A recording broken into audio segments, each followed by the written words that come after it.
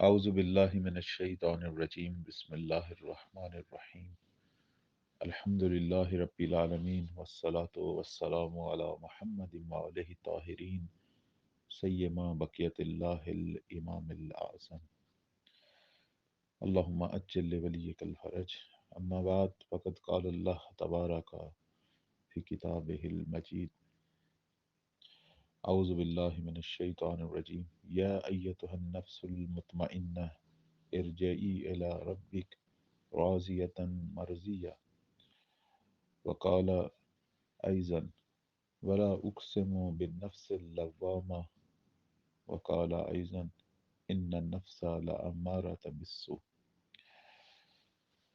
عزیزان، ہماری گفتگو اخلاق و تربیت کے حوالے سے یہاں تک پہنچی تھی کہ انسان جو ہے اس کے اندر جو نفس، روح، قلب، عقل، یہ ایک ہی چیز کے چند نام ہیں۔ اس کی کئی حالتیں ہیں، یا اس کا نفس جو ہے وہ نفس مطمئنہ ہے، یا پھر وہ نفس نفس لوامہ ہے، یا پھر وہ نفس امارہ ہے۔ میں نے عرض کیا تھا کہ اخلاقی ابحاث کے اندر سب سے اہم ترین جو چیز ہے وہ یہ ہے کہ ہم سب انسان شناسی کریں، یعنی اپنے آپ کو پہچانیں، اپنے اندر جو قوتیں ہیں ان کو پہچانیں، اصل میں اپنی اس ماہیت کو پہچانیں کہ جو ہماری حقیقت ہے، جو ہمارے اس بدن پر بھی حکومت کر رہی ہے۔ عرض کیا تھا کہ جب بھی کوئی انسان پیدا ہوتا ہے تو اس کے اندر کئی قوتیں جو ہیں وہ ساتھ جنم لیتی ہیں۔ قوت عقل ہے، قوت شہوت ہے، قوت غضب ہے، قوت وہمیہ ہے۔ تو اب اگر قوت عقل کی حکومت ہو تو اس انسان کو نفس مطمئنہ یا کم از کم نفس لوامہ کہتے ہیں، چونکہ بالاخر جب قوت عقل کی حکومت ہو انسان کے اندر تو اس میں بھی درجے ہیں۔ بالا ترین درجہ جو ہے وہ نفس مطمئنہ ہے، چونکہ ایسا انسان کہ جس کے اندر شہوت جو ہے وہ مغلوب ہے، یعنی یہ جو ہمارے اندر قوت شہوت، اس کا تعلق ہمارے شکم سے اور ہماری جنس سے ہے، یہ عقل کے تابع ہے۔ ایسا انسان عفت رکھتا ہے، پاکیزگی رکھتا ہے، اور بالآخر شادی کرتا ہے، اپنی نسل کو وجود میں لاتا ہے، لیکن نہ لوگوں کے اموال کو غارت کرتا ہے، نہ لوگوں کی ناموس میں حملہ کرتا ہے۔ یہ انسان عفیف ہے۔ اسلام پیٹ کے مسئلے میں ہمیں اجازت دیتا ہے کہ کھاؤ پیو، حلال کھاؤ پیو، اسراف نہ کرو، اور رزق حلال سے کماؤ، اور اس کے اندر کوئی پابندی نہیں ہے۔ لازم نہیں ہے کہ ہم زہد اختیار کریں۔ زہد فضیلت ہے ایک، لیکن واجب نہیں ہے۔ اختیار ہے ہمیں کہ ہم بہت ہی کم چیزوں پر اکتفا کریں اور باقی اللہ کی راہ میں بانٹتے رہیں۔ تو یہ زہد ایک، یعنی اولیاء خدا کی فضیلتوں میں سے شمار ہوتا ہے، لیکن یہ کوئی واجب نہیں ہوتا۔ آپ کی اپنی مرضی ہے، لیکن اللہ نے ہمیں اختیار دیا ہے کامل۔ اختیار دیا کہ ہم جو بھی حلال چیز ہے اسے کھا سکتے ہیں، پی سکتے ہیں، لیکن شرط یہ ہے کہ حلال طریقے سے حاصل ہو اور اس کے اندر جو واجبات ہیں وہ ادا ہوں۔ مثلا کسی کا حق ہے تو وہ ادا ہو، بعنوان زکوٰۃ، بعنوان خمس۔ تو اگر یہ ساری چیزیں ہم ادا کریں تو اپنے مال سے اچھی غذا کھائیں، اچھے سے اچھا لباس پہنیں، اچھے سے اچھی گاڑی خریدیں، اچھا مکان خریدیں، تو یہ یعنی شرعاً جائز ہے، مباحات میں سے شمار ہوتا ہے، شرعاً یعنی مباح ہے۔ اور لیکن اگر بہت زیادہ سخی بنیں اور ان سب چیزوں کو اللہ کی راہ میں خرچ کرنا شروع کر دیں، اور خود جو ہے اپنی نفس پر سخت گیری کریں، تربیت کریں، تو یہ اہلیت چاہیے اس کے اندر بھی۔ بالآخر ایک کچھ اصول ہیں۔ زہد جو ہے وہ انبیاء، ائمہ، ان سب کا خاصہ ہے، اولیاء اور ان کے خاص جو شاگرد ہوتے تھے ان کا خاصہ ہے۔ آج بھی بہت سارے ایسے نیک لوگ ہیں جو زاہدانہ زندگی گزارتے ہیں۔ تو یہ جو اپنے اوپر سخت گیری ہے، یہ مقام بڑھانے کے لیے تو اچھا ہے، لیکن کوئی واجب نہیں ہے کہ ہم اس کی ترویج کریں۔ جو یہ اہلیت رکھتا ہے آئے، چونکہ اللہ کے قرب کے اندر جتنا دنیا کو، ان مادی چیزوں کو ہم چھوڑیں گے، اتنی روحانیت بڑھے گی، اس میں کوئی شک نہیں ہے۔ لیکن اللہ نے ہمیں آزادی دی ہے، اور اگر ہم حلال کھائیں پئیں اور اس کے اندر اپنے واجبات ادا کریں، پھر بھی بہشت میں جائیں گے۔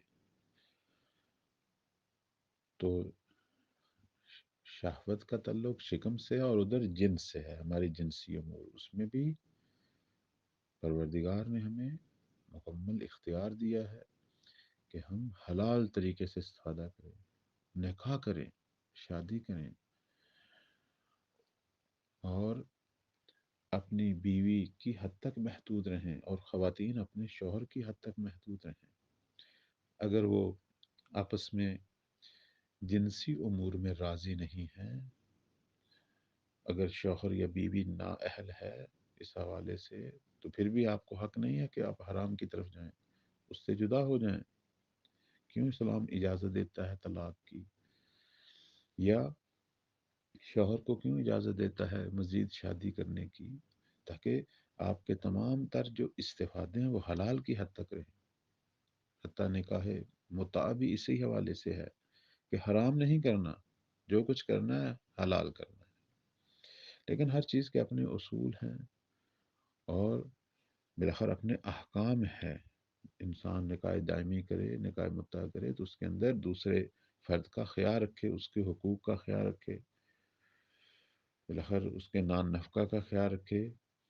وہاں ایک جنسی نگاہ نہ ہو، اس کے اندر انسانی نگاہ ہو، یعنی عقل غالب ہو۔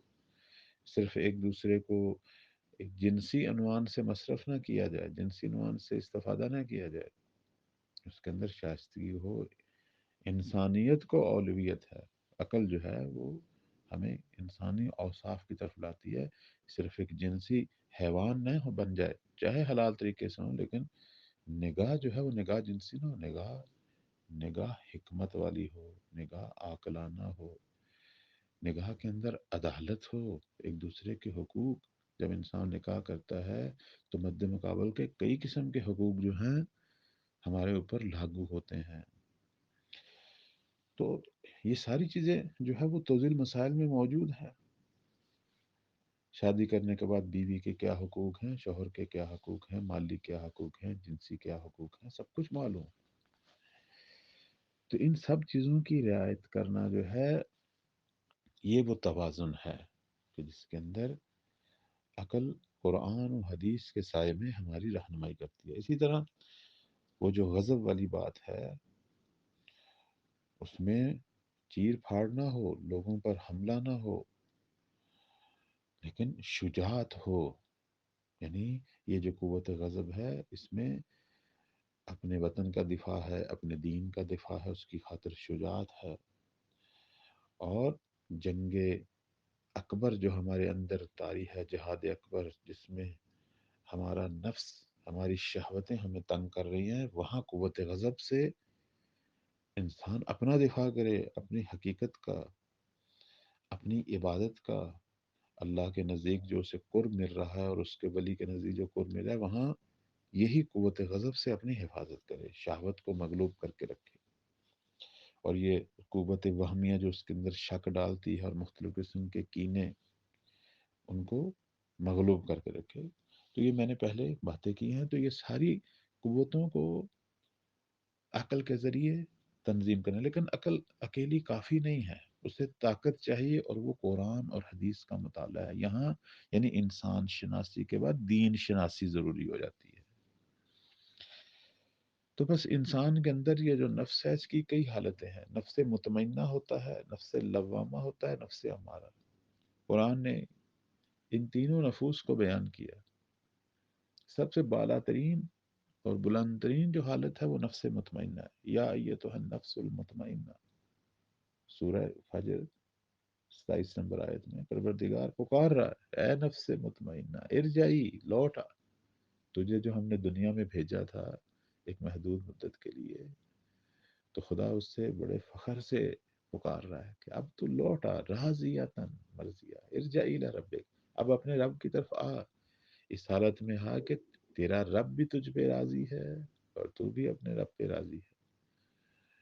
جتنے انبیاء، ائمہ، اولیاء، ان کے شاگرد جو ان کے تحت تربیت ہوں، سارے نفس سے مطمئنہ ہیں۔ ہمارے اندر بے پناہ مثالیں ہیں، بڑے بڑے آج بھی فقہاء، علماء، ہمارے اندر صالحین نیک لوگ نفس مطمئنہ وہ ہوتے ہیں کہ جن کی زندگی میں سکون ہے، اطمینان ہے، وہ عادل مزاج ہیں، تمام حقوق کا خیال رکھتے ہیں، حقوق اللہ، حقوق العباد، لوگوں میں محبوب ہوتے ہیں، اپنے اخلاق، اپنے اندر بے پناہ اچھی صفات، سخی ہوتے ہیں، عفیف ہوتے ہیں، محبت کرنے والے ہوتے ہیں۔ ہمارے ارد گرد ہیں لوگ جن کو دیکھ کر خدا یاد آتا ہے، جن کو دیکھ کر محمد والے محمد یاد آتے ہیں، ایسے لوگ ہیں، یہ نفس مطمئنہ۔ ایک نفس مطمئنہ سے نیچے والی حالت ہے نفس لوامہ۔ نفس لوامہ وہ ہوتی ہے کہ جب انسان کی عقل کبھی کبھی شکست کھا جائے، کبھی کبھی، مثلا کبھی غضب سے شکست کھا جائے، کسی کے حق میں ظلم کر بیٹھے، یا کبھی شہوت سے شکست کھا جائے اور کوئی نجائز کام کر بیٹھے، لیکن اس کے بعد پھر اس کا ضمیر، اس کی عقل بیدار ہو اور اسے اس کی مذمت کرے، اسے پشیمانی ہو، توبہ کرے اللہ کی بارگاہ میں، ندامت کے آنسو بہائے، اور جس کے حق میں ظلم کیا اس سے بھی جا کے معذرت خواہی کرے، اور اسے کہے کہ میں نے آپ کے حق میں یہ جو مجھ سے جو برائی ہوئی ہے، میں اس کا جبران کرنے کے لیے تیار ہوں، اس کا تاوان دینے کے لیے تیار ہوں، اور اسے راضی کرے۔ یہ جو حالت ہوتی ہے یہ نفس لوامہ، یعنی مذمت کرنے والا نفس، اپنی خطا پر مذمت کرنے والا نفس۔ اور اللہ کو یہ بھی پسند ہے، ولا اقسم بالنفس اللوامہ، سورہ قیامت میں دیکھیں آیت نمبر 2 میں اللہ نے اس نفس کی قسم کھائی ہے۔ جب انسان کوئی گناہ کر بیٹھتا ہے، کوئی خطا کر بیٹھتا ہے اور ندامت کے آنسو بہاتا ہے، تو خدا کو اتنا وہ اچھا اور پیارا لگتا ہے کہ خدا اس کی قسمیں کھاتا ہے۔ اس لیے تو خدا نے قرآن مجید میں کہا ہے کہ مایوس نہیں ہونا، لا تقنطوا من رحمت اللہ، خدا کی رحمت سے مایوس نہ ہو، توبہ کرے۔ مجھے پتہ ہے کہ تمہارے اندر یہ جہاد اکبر ہے، یہ جنگ ہے قوتوں کی، میں جانتا ہوں، اس لیے تو میں نے ہادی بھیجے ہیں، انبیاء بھیجے، امام بھیجے، اسی لیے تو میں نے یہ کتابیں بھیجی ہیں، قرآن، انجیل، تورات، اسی لیے تو بھیجی ہیں کہ تم طاقت پکڑو اس جنگ میں، حق کی طرف آؤ۔ کیونکہ انسان جب اپنے اندر حق کی طرف آتا ہے، اور جتنی اس کے اندر طاقت اتنی ہوتی ہے، اتنا یہ دنیا کے باہر کی دنیا میں بھی یہ مفید اثرات کا حامل ہوتا ہے۔ اگر ہمارے اندر نفس مطمئنہ ہے، اگر نفس لوامہ ہے، یعنی ہم خطا کرنے کے بعد اس کا جبران کرتے ہیں، توبہ کرتے ہیں، اگر کوئی انسان ان حالتوں میں ہو تو اس کے پاس جتنے اختیارات ہوں، جتنی طاقت ہو باہر کی دنیا میں، اتنے اس کے اثرات وسیع ہیں۔ نفس لوامہ ہو تو وہ تو دین کا مبلغ ہوتا ہے، اس اگر اس کے پاس پیسہ ہوتا ہے تو وہ اتنا بڑا سخی ہوتا ہے۔ یہ جو ہم کائنات میں بڑے بڑے سخیوں کی مثالیں دیتے ہیں، خدا آپ دیکھیں ہمارے ارد گرد کتنے لوگ ہیں ابھی بھی، مثلا جناب عیدی کو دیکھ لیں، جس نے ساری زندگی احسار کیا۔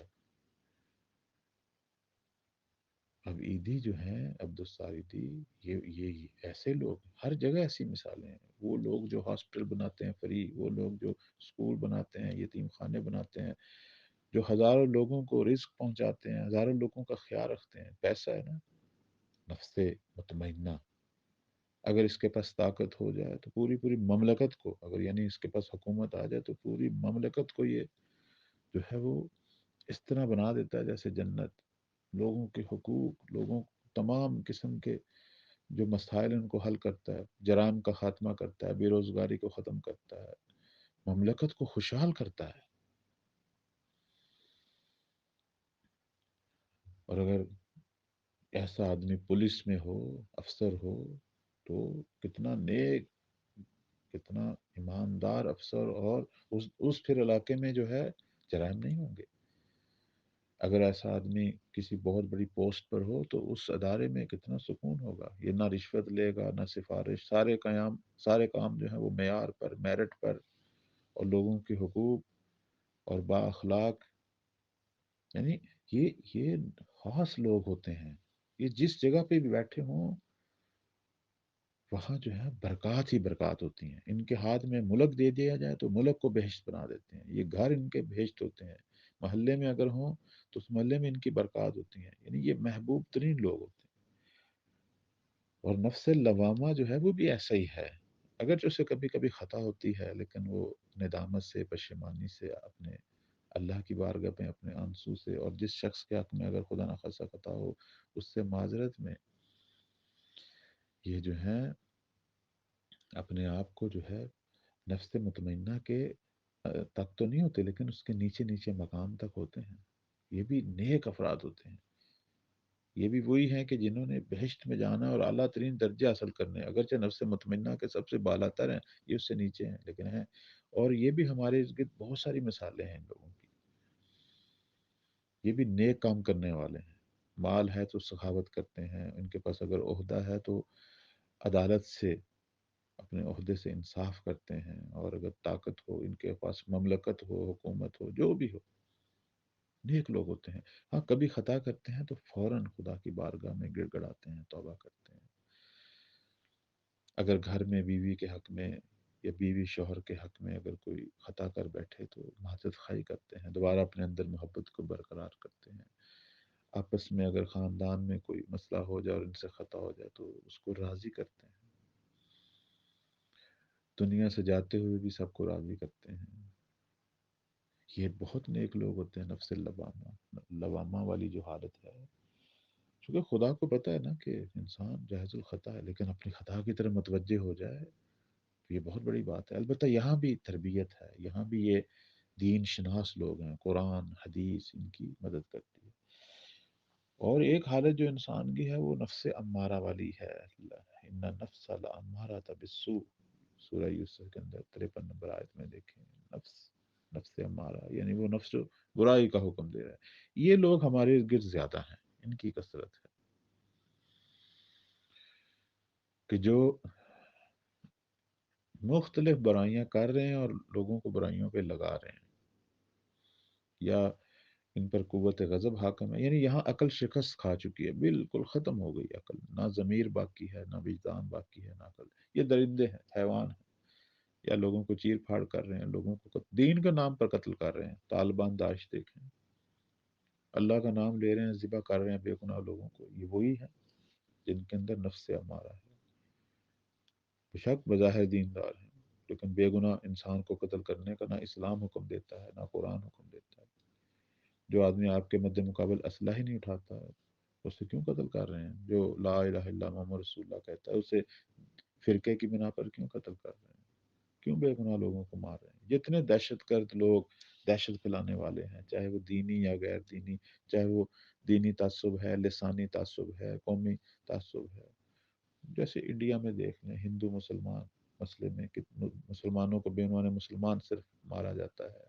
ہمارے اپنے ملک کے اندر صوبائی تعصب ہے اور دہشت گرد کاروائیاں، یہ سارے وہی ہیں جن کے اندر نفس امارہ یعنی قوت غضب جو ہے حاکم ہے، اور شہوت والا جو نفس جن کے اندر حاکم ہو جائے تو وہاں بھی نفس امارہ ہوتا ہے۔ تو یہ تو بہت مثال ہے نا ہمارے، اگر جتنے لوٹ مار کرنے والے، لوگوں کے اموال پر قبضہ کرنے والے، لوگوں کے پلاٹوں مکانوں پر قبضہ کرنے والے، لوگوں سے پیسہ لیتے پھر واپس نہیں کرتے، اور لوگوں کی ناموس پر حملہ کرنے والے، جس کو صرف اپنے شکم اور اپنے جنس کی فکر ہے اور کسی چیز کی فکر نہیں، جن کے بارے میں مولا علی کہتے ہیں کہ ان کی ساری زندگی بورچی خانے اور ٹائلٹ کے اندر ہی گزر جاتی ہے، اسی کے درمیان ہی گزر جاتی ہے، کیا کھانا ہے بس اسی کے چکر میں ہوتے ہیں، اور خواتین اپنے بیوی بچوں کے حوالے سے بھی درندے ہیں، کوئی حقوق کا خیال نہیں، صرف ایک چیز ذہن میں ہوتی ہے، وہی جنس پرستی یا شکم پرستی۔ اس کی تو بے پناہ مثال ہے نا ہمارے ہاں، اور قرآن تو اس کی بے پناہ مثالیں دیتا ہے۔ قرآن میں آپ دیکھ لیں، اے، فرزندان آدم حابیل اور قابیل میں سب سے پہلا جو آپ دیکھیں، قابیل کس طرح نفس امارہ سے مغلوب ہوا اور اپنے بھائی حابیل کو قتل کیا۔ آپ سورہ معاہدہ میں 30 نمبر آیت میں دیکھیں، قرآن فرما رہا ہے فَطَوَّعَتْ لَهُ نَفْسُهُ قَتْلَ أَخِيهِ، اس کے نفس نے اسے ابھارا کہ اپنے بھائی کو قتل کرے۔ یہ کون سا نفس ہے؟ نفس امارہ۔ حضرت یوسف کے بھائی جو ہیں، وہاں بھی خدا ان کے نفس کی مثال دے رہا ہے کہ جناب یوسف جیسی ہستی کو بھائیوں نے کتنا ظلم کیا، وہاں بھی نفس ہے۔ قرآن میں بے پناہ مثالیں، ہمارے ائمہ کی زندگی میں بے پناہ مثالیں، آج ہمارے دور میں بے پناہ مثالیں۔ نفس ہمارا بیشتر ہے، شیطان صفر لوگ بیشتر ہیں، یہ نفس ہمارا ہے۔ ہمارے ارد گرد ہم کیوں بیشتر رنج میں ہیں، تکلیفوں میں ہیں؟ یا اپنے نفس ہمارا کی وجہ سے ہیں، یا ارد گرد جو دوسرے لوگ ہیں جو ہم پر حاکم ہیں، ہماری حکومتوں میں موجود، ہمارے جو مختلف شعبوں میں موجود جو افسر لوگ ہیں، یا پولیس میں موجود، یا جو بھی دیکھ رہے ہیں ارد گرد، جن کے پاس طاقت ہے، مال ہے، وہ کس طرح دوسروں کو غارت کر رہے ہیں، دوسروں کو نقصان دے رہے ہیں۔ خود ہمارے اندر ہو سکتا ہے، میرے اپنے اندر ہو، اور میں اگرچہ میرے پاس طاقت نہیں ہے، لیکن جہاں جہاں تک میرا ہاتھ لگ رہا ہے وہاں میں چھوڑ نہیں رہا۔ یہ نفس امارہ کی مثالیں ہیں۔ نفس امارہ اس وقت ہمارے معاشرے میں بیشتر ہے، چونکہ تربیت کا فقدان ہے، چونکہ دین شناسی نہیں ہے، انسان شناسی نہیں۔ تو یہ جہاد اکبر ہے اصل میں، نفس امارہ سے لڑنا۔ اور اس میں اللہ نے ایک ہتھیار ہمارے اندر رکھا ہوا ہے جسے عقل کہتے ہیں، اور اسی لیے عقل کو کہتے ہیں، عقل جو ہے وہ پیغمبر باطنی ہے، ہمارے اندر کا نبی، کہ جس کی پرورش اور جس کی ہدایت کے لیے خدا نے باہر والے نبی بھیجے۔ یہ باہر والے جو نبی ہیں نا، ابراہیم، موسیٰ، عیسیٰ، خود ہمارے پیغمبر، اور ان کے اوصیاء، مولا علی، امام حسن حسین تا مہدی، یہ سارے ہماری عقل کو تقویت دینے کے لیے اس پیغمبر کی مدد کے لیے آئے، اس کی تربیت کے لیے آئے، اس کو قوی کرنے کے لیے آئے۔ تو یہ ہماری عقل جو ہے وہ اسی محمد وال محمد کی سیرت کو سامنے رکھے، مطالعہ، دین شناسی اس لیے تو ہے سامنے رکھے، اور ان سے توسل کرے، وقت کے امام سے توسل کرے۔ دیکھیں نا، ہم لوگ کیوں زیارات پہ جاتے ہیں؟ ہمارا ہدف کیا ہے؟ وہاں کوئی بلڈنگیں دیکھنا تو ہدف نہیں ہے، صرف اس امام کی قبر کے قریب جاتے ہیں تاکہ اس کی روح سے توسل کرے، طاقت لیں، انرجی لیں۔ اور ہمارے پاس تو امام زندہ موجود ہیں، اگر ہم نہیں بھی جا سکے زیارات پہ تو اس میں غمگین ہونے کی ضرورت نہیں ہے۔ امام حی زیادہ طاقتور ہے بنسبت اس امام کے کہ جو دنیا سے جا چکے ہیں۔ امام حی زیادہ طاقتور ہے، اور اللہ نے ہر دور میں ایک ولی مہیا کیا ہے، اس سے توسل کریں، اس کی معرفت، یہ مہدویت کا کورس یا امام شناسی کیوں ہے، اس کی معرفت پیدا کریں، اس سے توسل کریں۔ اماموں کا کام یہ ہے، ہمیں بچے ہوں، ہمارا رزق بڑھے، یہ ہو فلاں ہو، یہ چیزیں ہو سکتا ہے ان کے اندر بھی، ان کے اندر بھی ان کو واسطہ دیا جا سکتا ہے، لیکن اصل میں وہ ہدایت کے لیے ہیں، ان کا اصل جو رخ ہے وہ عادی ہونا ہے، یعنی یہ وہ کام کرتے ہیں کہ جو کوئی دنیا میں نہیں کر سکتا، نہ کوئی ڈاکٹر کر سکتا ہے، کیونکہ باقی چیزیں آپ کی خود اپنی محنت ہے، ڈاکٹروں سے ملیں، آپ کو شفا ہوگی، ٹھیک ہے، بیماریاں دور ہوں گی، کوشش کریں، محنت کریں، رزق کیوں نہیں کما سکتا انسان؟ دنیا کے اندر آپ دیکھیں، وہ جو لوگ مسلمان نہیں ہیں، مختلف ملتوں کو، وہ نہیں کام کر رہے، رزق نہیں کما رہے۔ انسان کہ میں ہاتھ پہ ہاتھ بیٹھا رہوں اور مولا ہی میرے لیے سب کچھ فراہم کرے، یہ تو بات ٹھیک نہیں ہے۔ ہمارے ائمہ بھی خود کام کیا کرتے تھے، اپنا رزق کماتے تھے، لیکن اصل میں یہ ہستیاں جو ہیں وہ آئی ہیں ہمارے اس جو اندر جو جنگ ہو رہی ہے نا، جنگ اکبر، جہاد اکبر، اس میں ہماری مدد کے لیے آئی ہیں، تاکہ ہمارے اندر نفس امارہ یا کم از کم جو ہے اس کو شکست ہو، اور ہم نفس مطمئنہ تک پہنچیں، یا کم از کم نفس لوامہ تک تو جائیں۔ آج ہم مہدی زہرا سے جو توسل کرنا ہے وہ اس لیے کرنا ہے کہ مولا اس جنگ میں میرا ہاتھ پکڑیں، میری تربیت کریں مولا، میں اپنے امور آپ کے ہاتھ دیتا ہوں، مجھے نفس امارہ بھری حالت سے نکالیں، مجھے نفس لوامہ اور نفس مطمئنہ والی حالت تک پہنچائیں، اور رب سے مدد مانگیں، اپنے رب کی عبادت کریں۔ کیوں عبادتیں ہیں؟ نماز روزے کا فلسفہ کیوں ہے؟ سمجھ آ گیا، یہی تو ہے کہ ہمارے اندر نفس امارہ مغلوب ہو۔ کیوں امام کی اطاعت ہے؟ نفس امارہ مغلوب ہو، ہم نفس مطمئنہ اور نفس لوامہ تک پہنچیں۔ اور یہ جب ہم اس حالت میں ہوتے ہیں تو قرآن اسے یوں کہتا ہے کہ وَجَاهِدُوا فِي اللَّهِ حَقَّ جَهَادِهِ، وہ لوگ جو اللہ کی راہ میں جہاد کرتے ہیں۔ یہاں جہاد سے مراد وہ باہر والا جہاد نہیں ہے، وہ بھی ہے، لیکن اندر والا جہاد بھی ہے۔ اور خدا سورہ عنکبوت میں فرماتا ہے کہ وَالَّذِينَ جَاهَدُوا فِينَا لَنَهْدِيَنَّهُمْ سُبُلَنَا، جب لوگ ہمارے لیے میری راہ میں جہاد کرتے ہیں تو میں بھی پھر انہیں مختلف راہوں کی طرف ہدایت دیتا ہوں۔ انسان خدا کے لیے کوئی کام تو شروع کرے، خدا اسے خود راستے دکھاتا ہے۔ یہی ولی، وقت کا ولی اس کی مدد کو آتا ہے، کیوں نہیں آتا؟ اصل میں ان کا کام تو یہی تو ہے کہ ہماری ہدایت کریں۔ یہ سب سے پہلے ہادی ہیں، ہماری اندر کی جنگ میں ہماری مدد کے لیے آئے ہیں۔ یہ ہمیں راہ بھی دکھاتے ہیں اور ہمیں ہمارا ہاتھ پکڑ کے اگر ہم ان سے توسل کریں، انہیں پکاریں، تو اس جنگ میں ہمیں نفس لوامہ بلکہ نفس مطمئنہ کے مقام تک پہنچاتے ہیں۔ آخر یہ گفتگو جاری ہے انشاءاللہ۔ تربیت نفس میں ہم مزید کیا کریں، اس موضوع کو آگے بڑھائیں گے۔ پروردگار کی بارگاہ میں دعا ہے اللہ تعالی ہم سب کو توفیق دے، ہم حقیقی معنوں میں اللہ کے عبد بنیں اور اپنے ولی کے حقیقی معنوں میں ایسے پیروکار بنیں کہ جس پر ولی کی نگاہ کرم بھی ہو اور پروردگار بھی ہمارے لیے راستے کھولے، اور اس اندر کی جنگ میں ہم نفس لوامہ اور اس سے بڑھ کر نفس مطمئنہ تک پہنچیں، اور ان لوگوں میں سے ہوں کہ جن پر خدا فخر کرتا ہے اور اس کا ولی فخر کرتا ہے، جو محبوب خدا ہے اور اس کے ولی کے بھی محبوب ہیں۔ انشاءاللہ یہ ہمارا موضوع جو ہے انشاءاللہ جاری ہے۔ والسلام علیکم ورحمۃ اللہ وبرکاتہ۔